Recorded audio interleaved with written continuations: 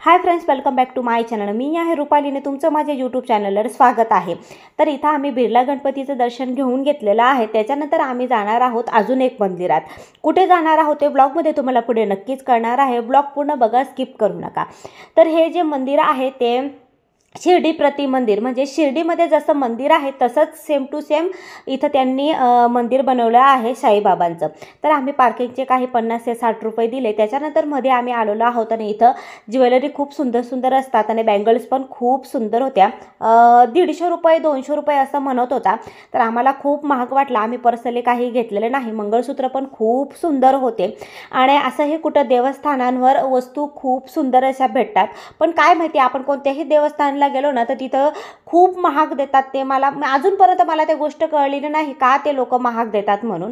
कारण की खूप लोक येत असतात ना, तर त्यांना माहिती आहे की लोक घेतीलच म्हणून, देवस्थानाला आलेले आहेत म्हणून। तर ही जी बँगल्सची जोडी होती तो मला 200 रुपये म्हटला आणि माझी मम्मी म्हटली 150ला दे म्हणून। तर त्याने काही दिली नाही। मग आम्ही काहीच घेतलं नाही आणि आता आम्ही निघालो आहोत साईबाबांच्या दर्शनासाठी। तर आज होती रंगपंचमी। रंगपंचमीच्या दिवशी बिर्ला गणपतीला गेलो होतो, तिथं पण गर्दी नव्हती आणि साईबाबाच्या मंदिरात पण गर्दी नव्हती। सगळे लोक त्यांच्या घरात रंगपंचमी खेळत असतील। तर मग मम्मीला सांगितलं की चल आज आपण दर्शनाला जाऊन येऊ, गर्दी नसणार म्हणून। तर इथं मम्मीने काही कृष्णांसाठी ड्रेस वगैरे पाहिला, पण ते सुद्धा ते महाग म्हणत होते, 50 ते 60 रुपये असं म्हणत होते आणि मम्मी म्हटले की मी 20 रुपयेच घेतलेला आहे कृष्णासाठी ड्रेस म्हणून। त्याच्यानंतर दक्षू नेहमीप्रमाणे इथं आल्यावर लाडू घेतल्याशिवाय राहत नाही आणि त्याला पर्सनली इथले लाडू खूप आवडतात आणि जेव्हा पण आम्ही एंटर होतो पहिले त्याला लाडू घेतो, त्याच्यानंतर आम्ही मंदिरात जातो। तर हे असं आहे साईबाबांचं मंदिर। खूप सुंदर मंदिर आहे मित्रांनो। जर तुम्ही इथं आला नसाल, जवळपास कुठे राहत असेल, तळेगावमध्ये शिरगाव आहे शिर्डी प्रति, तुम्ही जर इथं आले तर तुम्हाला कोणीही लगेच ॲड्रेस सांगून देईल आणि खूप फेमस असं मंदिर आहे आणि खूप लोक इथं येतात आणि खूप सुंदर असं साईबाबांचं मंदिर आहे।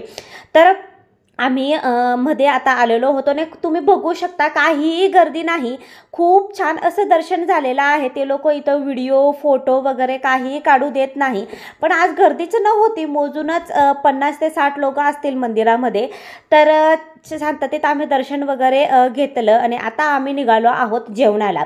तर जेवणाचं तिकीट आहे 100 रुपये पर पर्सन, म्हणजे एका व्यक्तीचे 100 रुपये ते आपल्याला तिकीट देतात आणि ते तिकीट आपण इथं द्यायचं आणि त्याच्यानंतर इथं मध्ये आपण जेवण करू शकतो। तर इथं असं सुंदर पद्धतीने टेबल खुर्ची वगैरे महलसारखं बनवलेलं आहे आणि खूप छान अशी सिस्टम आहे मित्रांनो। क्लीननेस खूप आहे आणि ताटं वगैरे सगळं ते क्लीन करूनच ठेवलेलं असतं आणि जेवणामध्ये होतं वांगा बटाट्याची भाजी, डाळ भात, शिरा आणि पोळी। जेव्हा पण तुम्ही येणार हाच मेनू असतो आणि शिऱ्याच्या जागेवर लापसी वगैरे असते। दक्षने इथं घसरगुंडी खेळली, दरवेळेस येतो ना तो, तर याच्यावर असं बसून घसरगुंडी खेळतो। तो खूप एन्जॉय करतो ह्या सगळ्या गोष्टी आणि आम्हाला पण खूप छान वाटतं की लहान मुलं आपल्यासोबत असतात तर मजाच वेगळी असते। आणि इथून होतं साईबाबांचं मुखदर्शन। जर खूप गर्दी असली ना मित्रांनो तर आम्ही इथून मुखदर्शन घेऊनच चाललं जातो, कारण की जास्त गर्दीमध्ये दक्ष पण खूप त्रास देतो म्हणून बाहेरूनच मुखदर्शन घेतो। त्याच्यानंतर नेहमीप्रमाणे मी हे पेढे घेतले जे मला खूप आवडतात। मम्मीला घ्यायचे होत्या बँगल्स, याच्याकडे खूप स्वस्त बँगल्स असतात।